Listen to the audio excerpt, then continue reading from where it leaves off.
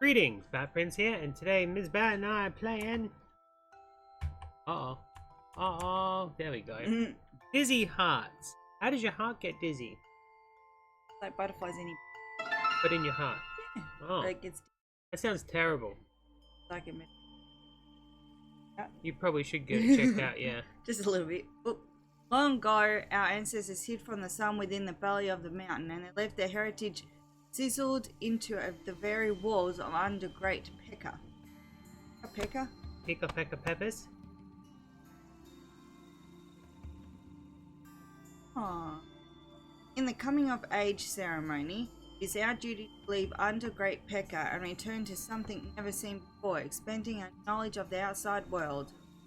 They're like armadillos that evolved into horses. That's kind of cool. Good armor. Good, that's good armor. At least you don't have to pay extra for that armor. Exactly. Haha, Skyrim joke workshop. They got I don't know. something they got rid of. Okay. The walls tell tales of travelers from long ago who traveled every inch of the world, from mountains of salt to the crimson peaks to sail in the desert. Beyond that is a land not touched by the sun. Very few Assard have traveled to what has been called the end of the world. A sail in the desert? Grand sail, grand sail, grand sail. What are they selling? No. Still, I've always wondered if that really is the end or just the start of another journey. I want to be matron. Hey Dozy! Mealtime and all that.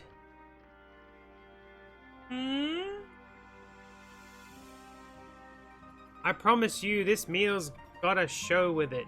You'll get a good warm drink, a lovely view, and the fireworks won't give you night.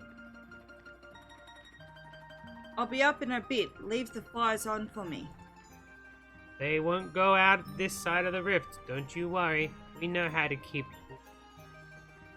Now, Miss Travel the World, I got a little prep left to finish. If I don't see you up by the time I'm done, I'm stealing that blanket and throwing you into the snow. Huh? I thought the rift was cold enough. If it gets any worse once we get out of the mountains, I might just transmogrify myself into a shambling mountain of blankets and fur.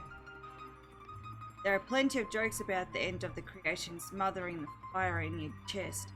I guess they weren't jokes after all. I rub my eyes and light one of the lamps hanging above my head. My poor little mushroom's soft glow isn't enough to again. Honestly, I never expected these lamps to have a purpose, but I can't see at all without them now. Lovely. I tuck the terrarium holding my mushrooms beneath the warm blankets and scurry through the pelts until I gasp them in my notebook. It takes a second to find the next blank page as I nick the charcoal for a good drawing. So you used charcoal for drawing and mushrooms for lighting things. Would anyone back in Assard notice the sparkles, snowflakes, or is at the white-tipped mountains? Is that writing or is that like a maze? Maze. Or would they assume everything is sand? At the bottom of the page I add a caravan still trudging along to another trading post. I wonder what kind of trading post we will see. Matron promised me a good one.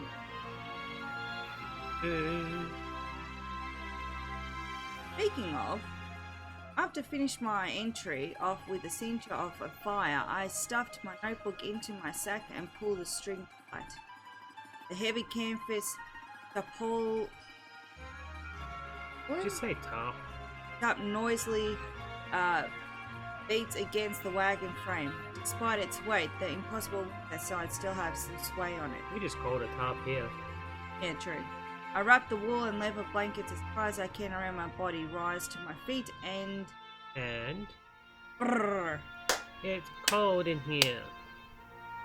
Something. Brrr. I catch them tight and trundle through the thick snow. The chuck wagon shouldn't be too far behind my bed. There's more bustle amongst the traders than there's been in a dozen rifts, certainly since we left the rift, and maybe since before we even entered Alabast. Lots of counting stock, counting coin, and brushing hair. Hair? What's that about? Oh, the princess has joined us. Glad to see you getting some fresh air up in your head. Matron carries a bundle of tubes under her arm as she heads to the fore. I thought you'd be at home with all the mountains around, but you've decided... Enough, please. Just because you're used to the cold and all that, you try spending your life dead under the sun. I'm only teasing, Seriva. Anyway, there's a meal waiting for you in the chuck wagon. You should hurry and get it. I'll estimate no more than 30 lengths before we're straight inside of Lungarde. Speaking of, gotta go prepare the fireworks. Have a nice meal, miss. Excuse me. Waves me off with her free arm as she returns to her task. I'm still not quite sure what fireworks are, but Matron thinks it's going to be some surprise. Anyway, I still ought to eat that meal. I squint into the aching, firelit distance and try to wade through the snow. This stuff is thicker than the last length. Pretty soon, I imagine I'll be left tunneling through it. So much snow here, I can barely tell what's road and what could be a cliff covering the stuff. After a few shoe prints and a leg-shaped holes in the surface, I give up on it. Maybe it's just better if I wait for the truck wagon to... Princess. I flop onto the snow and try to pretend it is cold. There are those stars again up in the sky. They're still so bizarre and alien to me, as if I shouldn't work that way. They're almost as if the snowflakes got caught on nothing. My finger pokes at one of them in the hopes of freeing it from its strange predicament, but when I pull my hand back, the star remains. The star's black. Hey, waiting for food? Hurry up, we're passing you by. Just a sec, I'll be right there. I struggle to regain my footing and jump into the wagon. Thanks for the warning. The cook nods and puts a pot of food before an empty stool. I take my seat and stretch out my legs, leaving them warmed by the oven fire. With a quick meal of bubbling root stew, long dried breads and thin strips of salted fish caught in the rift firmly in my gut, I crunch down on the snow again. At least I've learned how to handle the giant steams of hot coffee while still wrapped in hay. Blankets? What was that? Something red catches my eye above. Was that the firework?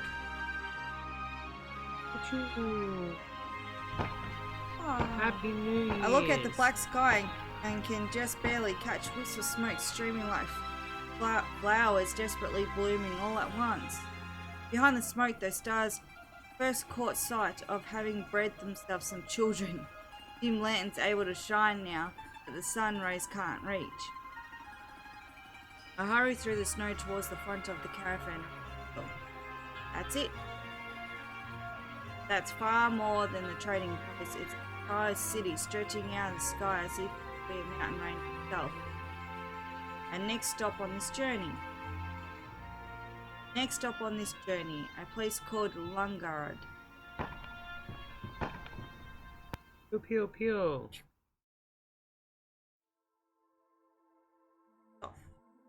The soft must be French. Can I say the things you see? Right. Alright. Droplet. When Boing. soaring. Moon. Stars. That's it. Over. Game over. Dizzy Hearts. The end. That's just the credits. Still the credits. With the title Rolling. sequence. Yeah.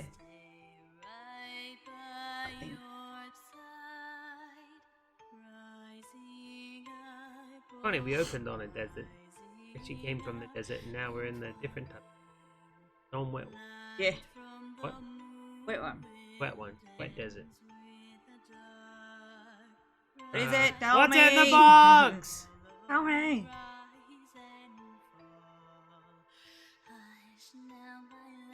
Touch it! Touch it! Loves. I was just trying to touch the star. Oh, yeah. Sorry.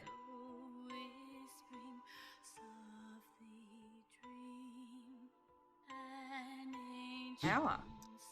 Lotus blossom. Black lotus. They're worth quite a lot in Magic the Gathering to give you free mana. You should tear it up. Out of mana. Oh, out of mana.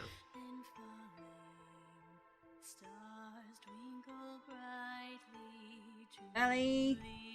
Yeah, what's all the torso close-ups?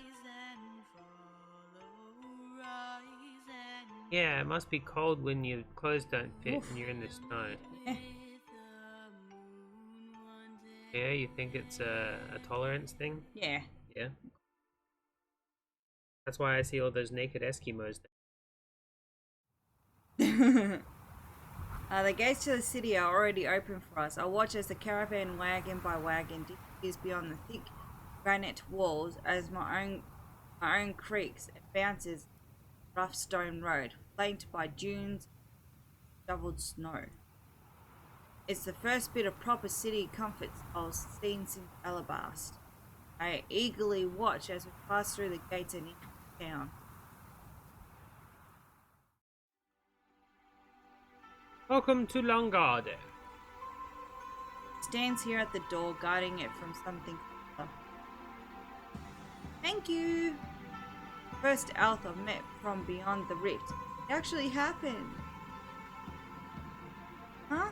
Buildings aren't stone. Even the tall structures I can see are constructed from wooden planks.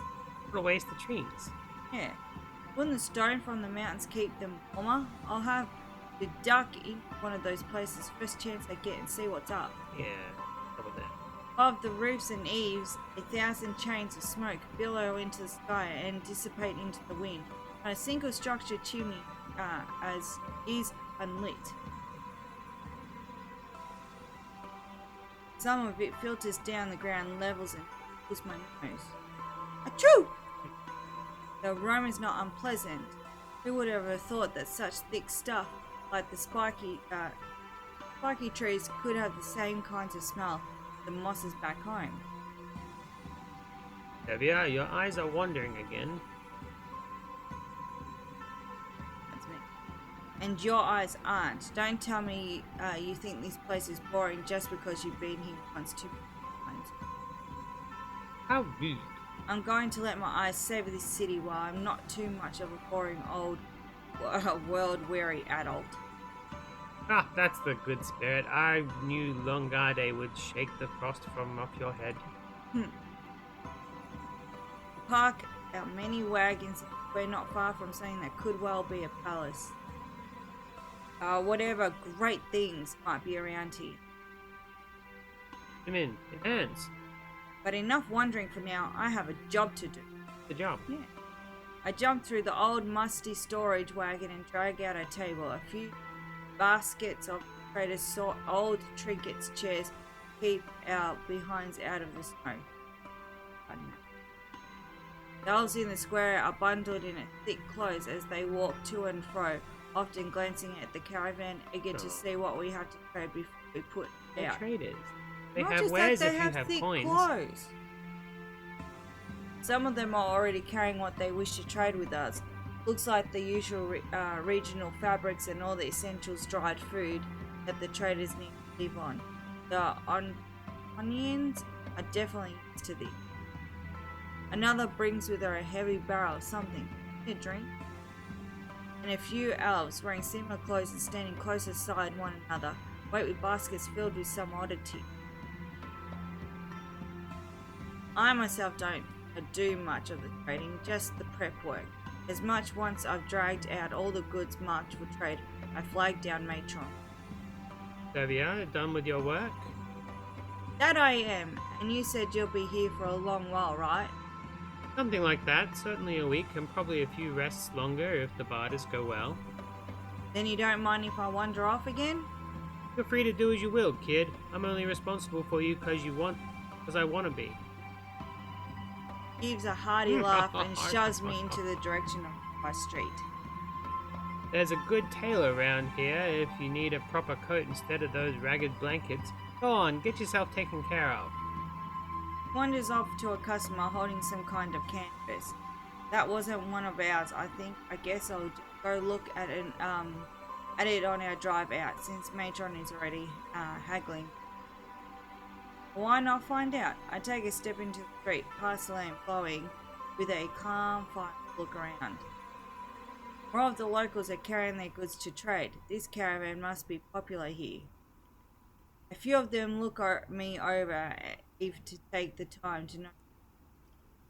Have any of them seen an Assardi in their lifetimes? It wouldn't surprise me if there's no. I weep between the crowds, walking the opposite way, wondering where I can find that tailor-made. Signs are all foreign to me.